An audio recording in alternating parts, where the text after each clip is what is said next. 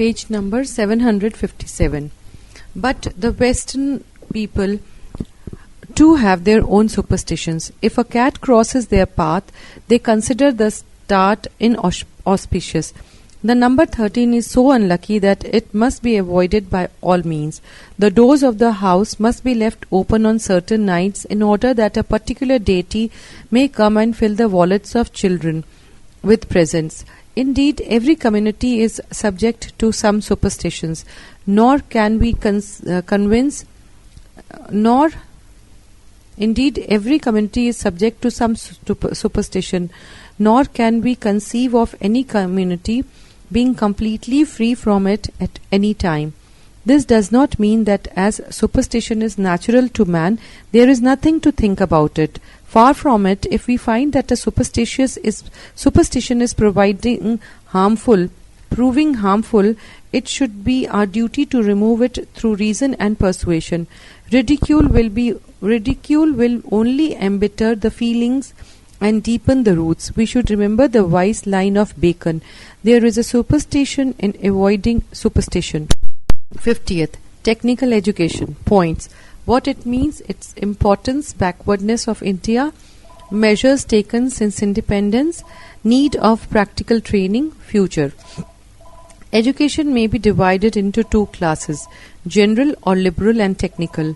General education aims at filling the mind with general knowledge of arts and science.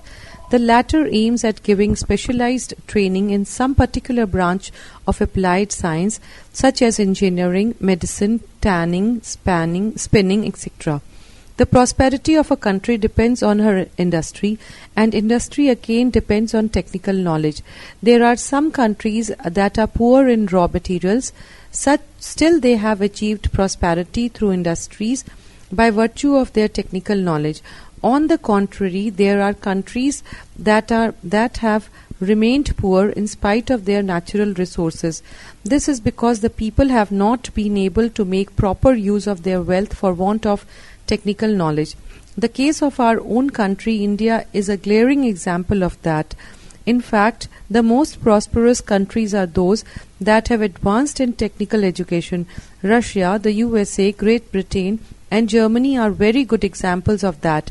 In these countries, a greater attention is paid to technical education than to educate to a general kind. When the British conquered India, they required a body of men who with sufficient general knowledge to help them in running the administration. So they introduced a system of education that produced only clerks, administrators and lawyers. In course of time, they were compelled by force of circumstances to open a few technical institutions here and there, but they were too few to be of much help towards the prosperity of the nation. It is after independence that our government took up the question in right earnest. They knew that industrial development requires a large number of properly trained men, so they set up an All India Council for Technical Education to develop technical education in a planning way.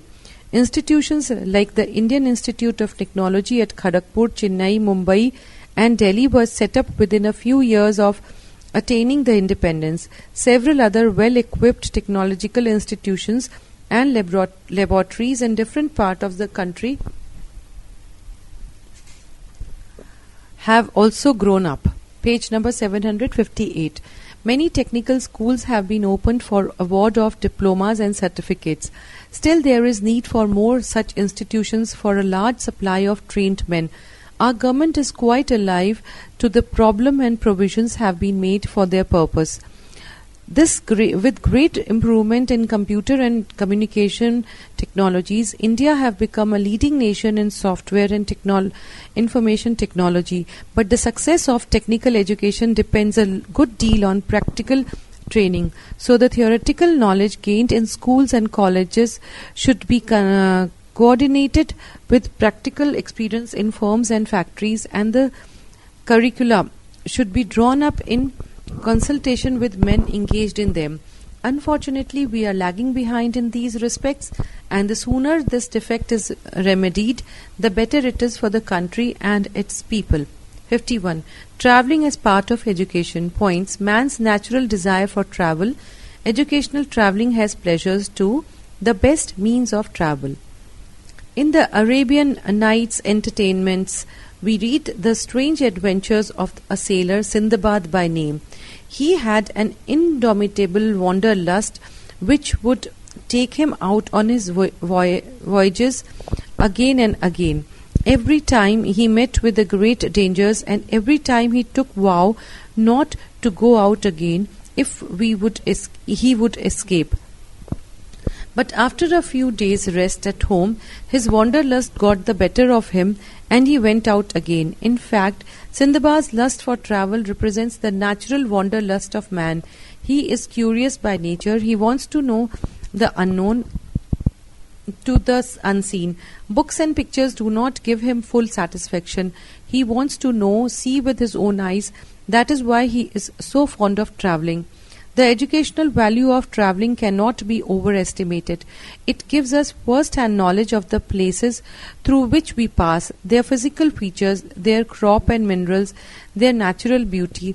It also brings us into contact with different ways of life. These are lessons more interesting and more effective than what we get from books. We read of the majesty of the Himalayas and the vastness of the ocean, of the aboriginal tribes like the Santals and the Kolas, and the lives of the village people in the interior, but we cannot have any clear conception of them unless we see them with our own eyes. This is why educational tours are encouraged everywhere. Traveling gives us pleasure too. We go to Darjeeling to enjoy the beauty of nature. We go to Puri to see the majestic ocean and the famous temple of Jagannath. Even a short trip to an ordinary new place reveals monotony and fills the mind with joy. We have now different means of travel, but the best is to travel on foot or by cycle. This enables us to get into direct touch with all we pass through or meet, and study them thoroughly. Thus is combined the joy of adventure with the joy of knowledge and experience. Besides, it is a good lesson in bearing hardships of all sorts, hunger, sun, rain, fatigue, etc. And this is a good training of success in the struggle of life. Page number 759. 52. Town life and country life. Points. Introduction. Natural difference. Disadvantages of country life. Advantages of country life. Advantages of town people. Town life. Disadvantages of town life. William Cowper, the famous English poet, wrote, "God made the country and man made the town." This famous line represents the natural difference between town life and village life. In the country, that is the village, we see things as God made them. The wide open sky above and the green fields, beautiful flowers and murmuring streams on the earth below. But the town is the product of man's labor and cuts us off from direct contact with nature. Both town life and country life have their advantages and disadvantages.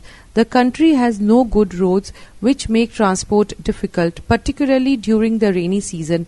There is no electricity and no proper intellectual atmosphere and recreational facilities to suit different tastes.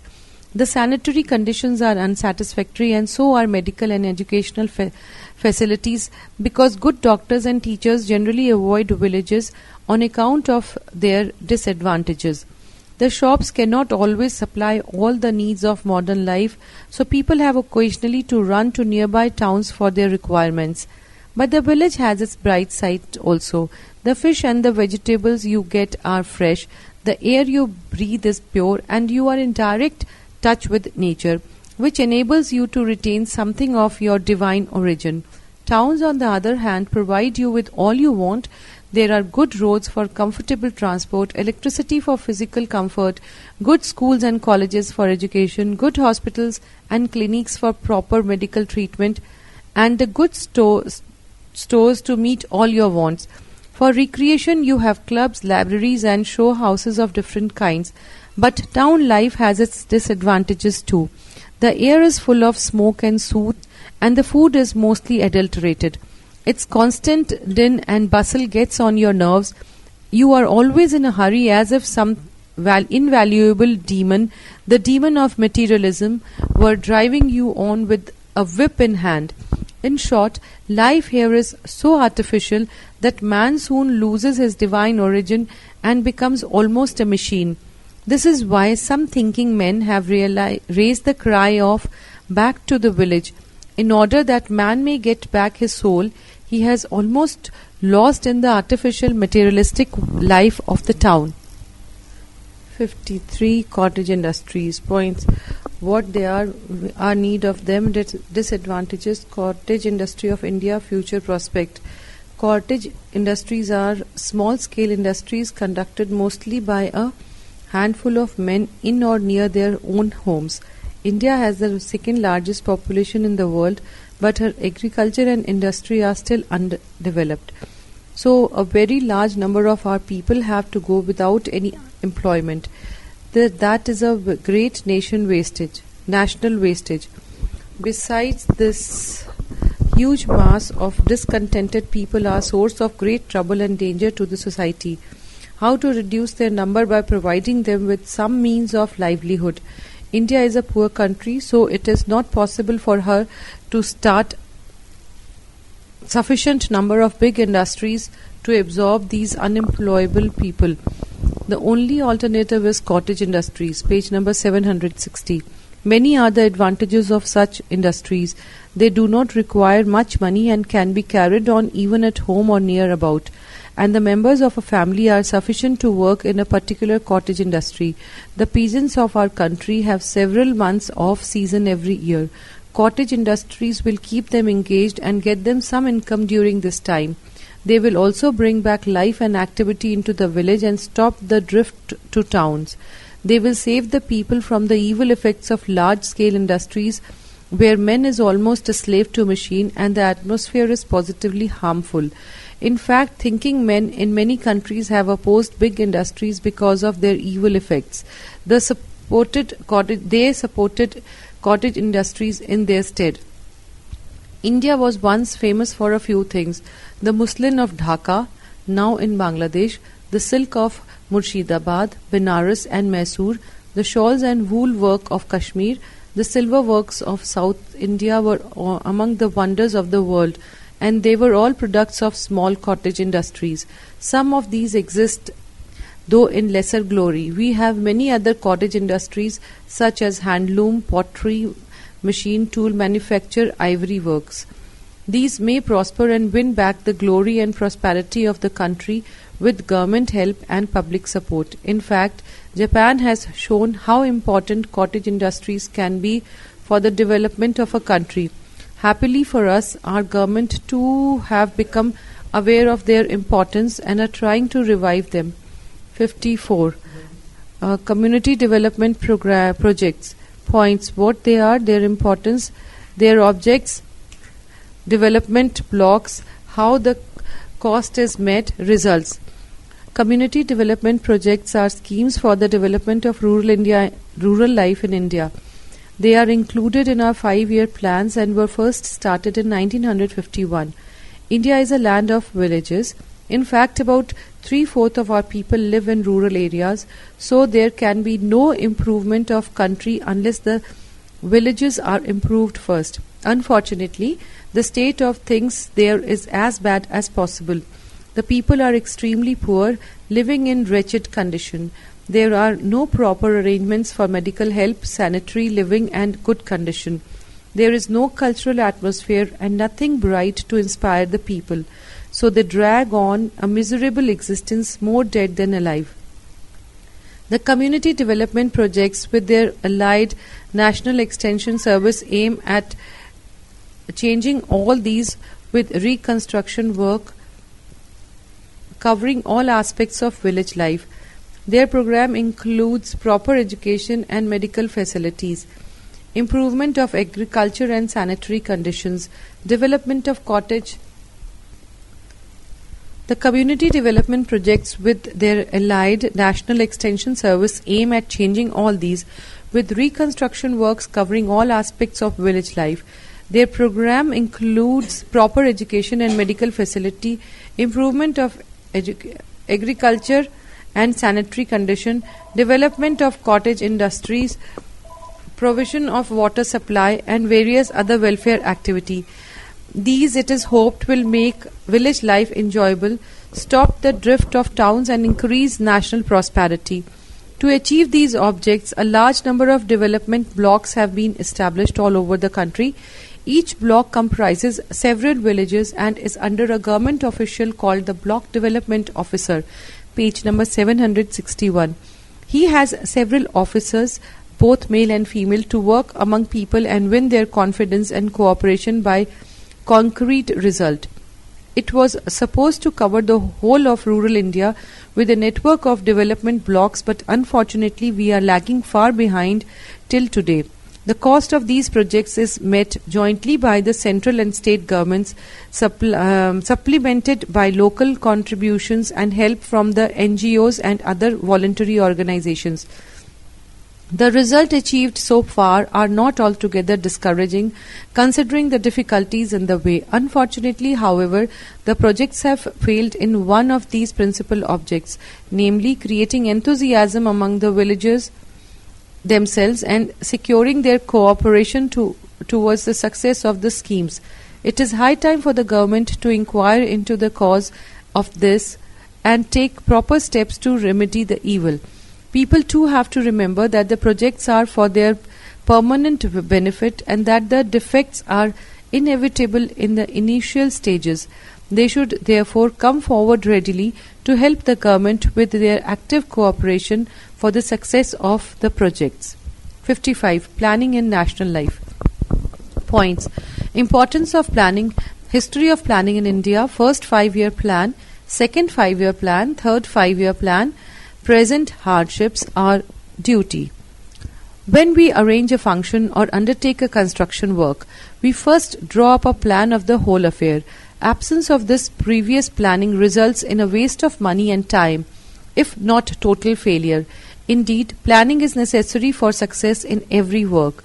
This is true also in case of national life. Every nation wants to make its people happy and prosperous. Yet, there are misery and discontent in many places. The reason for this is the absence of or defect in planning in national life. Under the British rule, India had no planned economy of her own. She won freedom in 1947, and our national government at once began thinking about how to plan our life. They decided to proceed by stages, concentrating on a few important things at a time. India is an agricultural country, but because of the division of the subcontinent, we are very short of food, our primary need. So, the first 5-year plan from 1951 to 1956 laid emphasis on agriculture, including irrigation and power projects and rural development schemes. This was aimed at solving our food problem and also helping the growth of small industries in rural areas with the help of cheap electricity. The prosperity of a country depends on heavy industries. So the second 5-year plan from 1956 to 1961 laid emphasis on such industries. As iron and steel are the basic needs of country, some new iron and steel plants were taken in hand. Financial institutions were established to assist sick and other small industries to expand their business. Thereafter, a series of 5-year plan made India self-dependent on various fronts. Though India have made great strides in food production and industry, the success of the 5-year plans still fell short of expectations due to population explosion and various other factors. Development works involve money. Some portion of this is being raised by loans from foreign bodies and some within the country by taxation. This naturally causes hardships to the people, but it cannot be helped. To remove our grinding poverty, we must produce wealth, and to produce wealth, industry must be developed. But this development requires money, so the amount that we pay in increased taxes for our plans is like a very good investment. It is therefore the duty of every patriotic Indian to do his best for the success of these plans. Page number 762. 56. India since independence. Points. When independence came, condition of the country at the time, background, credit side, debit side, conclusion. India won independence on August 15, 1957. Nearly 70 years have passed since then, so it is time to take stock of our achievements during this period. But before we take up this exercise, the background of the country's independence has to be considered. The land was then in a state of great turmoil. It was torn by bitter communal feelings. Some of the important native princes were dreaming of their political independence. The situation took a worse turn when the age-long geographical entity of the country was ruptured by partition. There were horrible communal disturbances all over the land. Millions of shattered refugees flew into India from their ancestral homes in pitiable conditions. All these had their inevitable effects on the country's economy. The refugee problem drained the treasury, while agriculture and industry were rotting in their old grooves. India was in a very shattered state when she won her independence, and also for some time after it. Many outsiders believed that the country would go to pieces within a short period. Thanks, however, to the genius of her people and her leaders, the country has not only survived but also made tremendous advance in many respects. The most glorious achievement is that India is now an integrated whole from the Himalayas to Cape Cameroon. Our independence led to the independence of many other lands, but nowhere else was the government democratically formed as in other lands. But as in India, after independence, we had several general elections based on adult franchise, and each election, peacefully conducted, resulted in the formation of stable governments in the centre and the state. Indeed, India has justly won the admiration of the whole world as the largest democracy with a stable central government. Our policy of non-alignment and doctrine of peaceful coexistence are two great contributions to modern political history. The world at first laughed at these two unrealistic, but everybody has now come to realize their importance. Industrially too, we have made great progress. Starting from scratch, the country is now humming with quite a number of steel plants. Successful implementation of several river valley projects has helped the country to make a great headway in flood control, irrigation and power generation. Small and cottage industries have been adding to the wealth of the country. India now produces railway locomotive, motor vehicles, aeroplanes, military tanks, and the entire commodities of consumer goods for which she had to depend on imports in pre-independence day. In food front, the country has attained self-sufficiency, an achievement which very few countries in the world can boast of. Page number 763. With the latest know-how of agricultural science, intensive cultivation using high-yielding seeds and production of fertilizers in abundance, the country has achieved this unique distinction. In engineering industry, textiles, jute, tea, India is now a leading country in terms of production. The country's progress in the field of primary education, higher education, health, transport have also been noteworthy compared to what it was before independence. With launching of artificial satellites, India has made great strides in communication technology. India's progress in software and information technology has also been remarkable, and we are now one of the world's leaders in these sectors. India is now sending rockets and missiles for scientific experiment and is considered a responsible nuclear power. With all these achievements, however, there are still certain areas which need special attention. One of them is population control. With the growth rate of 2.5% per annum, the increased production in food and other commodities is likely to be eaten up soon. An all-out effort through intensive family planning campaign with the help of government agencies, social workers and voluntary organizations has to be made to bring the birth rate under control. 57. Study of history. Points. Importance. Storehouse of wisdom. Formerly too much importance was attached to kings and conquerors. Bad effects. Modern histories. How to benefit by studying history. History is a very important subject of study. In fact, it is said to be the storehouse of wisdom, but the benefit to be derived from it depends upon how it is written and how we study it. Formerly, history was mostly a record of the reigns of kings and then conquests. Very little was said of the life of the common people. This led to a wrong idea among the people that kings and great men were the only persons worth studying, and other persons and things were of no importance to society. This naturally gave a despotic outlook to kings and conquerors and made the people meekly submit to them as their duty. But really, history is the story of creation through the ages, and creation means all men, great and small, as well as everything else that concerns them, their arts and literature, manners and customs. In short, it is the story of civilization. Modern histories are written on this ideal.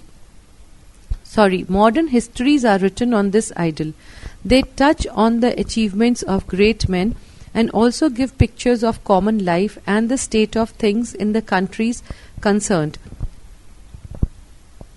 They further point out how and why nations rise and fall, and how the lives of the individuals of a nation are bound up with one another in weal and woe. These acts are morals of history to inspire and guide all mankind. Unfortunately, there has grown up a tendency among certain people to twist history to suit particular interests, theories, and viewpoints. In their blind faith in their own beliefs, they misrepresent the facts and interpret them. In reality, they are no better than propagandist literature. As such, they are unworthy of the name of history and do more harm than good. Page number 765. To derive proper benefit from history, we must bear the above lines in mind. We should study every book with great care and try to go deep into the lessons of the facts stated in it with an unbiased and free mind. We should not condemn a thing outright simply because its facts and interpretations are against our cherished ideas. We should consult other authors or authorities to know who are right, we or the authors of the books we do not like. 58. The Durga Puja. The Durga Puja is the greatest festival of the Hindus of Bengal. It takes place twice a year, once in the Bengali month of Chaitra and again in the month of Ashwin or Kartik. The former is called the Basanti Puja or the Puja held in spring, and the latter is called the Sharadiya Puja or the Puja held in autumn.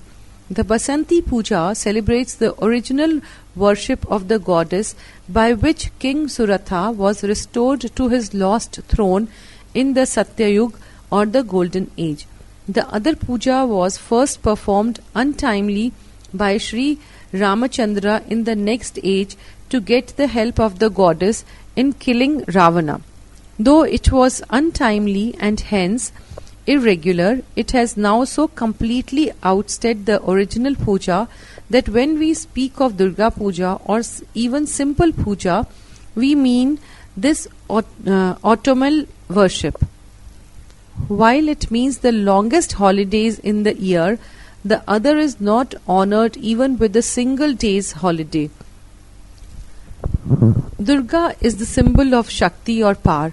She appeared to kill the demon Mahishasur, who had become so powerful as almost to threaten the very creation. She is represented as riding a lion, fighting with the demon with 10 different weapons in her 10 hands. One of her feet is on the back of the lion, and the other is on the shoulder of the enemy, who is half emerging out of a buffalo, just slain. On her left are Saraswati, the goddess of learning, the Kartik, the god of war, while on the right are Lakshmi, the goddess of fortune, and Ganesh, the elephant-headed god of wisdom and success.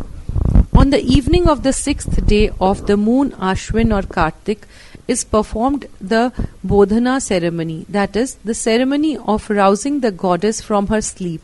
The real puja, however, begins the next day, called the Saptami, and continues for 3 days. Besides offering the flowers, fruits, rice, etc., he-goats and even buffaloes are sacrificed on these days. The 10th day of the moon is called the Bijoy Dashmi. because on the day everybody takes leave of the goddess, after which the image, or rather the images, are immersed in water with great festivities. This immersion ceremony is usually performed in some river close by, where all the images near about are brought together in separate processions, and thousands of people assemble to see the sight. After immersion, Satijal, or the water of Shantijal, or the water of peace, is sprinkled upon everybody present, and the people embrace one another as a token of friendliness. All enmity and ill feeling are forgotten.